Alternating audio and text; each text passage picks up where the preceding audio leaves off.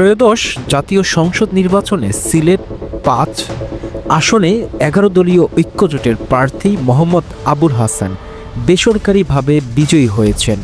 নির্বাচনে তিনি দেয়ালঘড়ি প্রতীকে ৭৯,৩৫৫ ভোট পান। তার নিকটতম প্রতিদ্বন্দ্বী বিএনপি জোটের ওবায়দুল্লাহ ফারুক ৬৯,৭৭৪ ভোট পেয়ে হেরে গিয়েছেন। জয়ের ব্যবধান প্রায় ৯,৫৮১ ভোটে।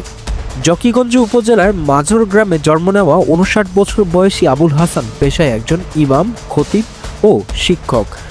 ১৯৯৩ সাল থেকে তিনি শিক্ষকতা পেশায় যুক্ত আছেন এবং ২০০০ সালের জুন থেকে জকিগঞ্জ কেন্দ্রীয় জামে মসজিদের ইমাম ও খতিবের দায়িত্ব পালন করছেন। তিনি সিলেট জেলা খেলাফত মজলিসের উপদেষ্টা হিসেবেও দায়িত্ব পালন করছেন।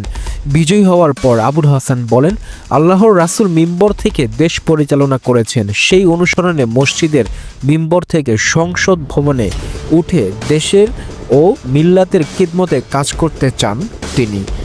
জকিগঞ্জ কানাইঘাটের মানুষকে উন্নয়নের পথে নিয়ে আসার জন্য বিশেষজ্ঞদের পরামর্শে ব্যবস্থা গ্রহণ করা হবে বলেও জানান তিনি।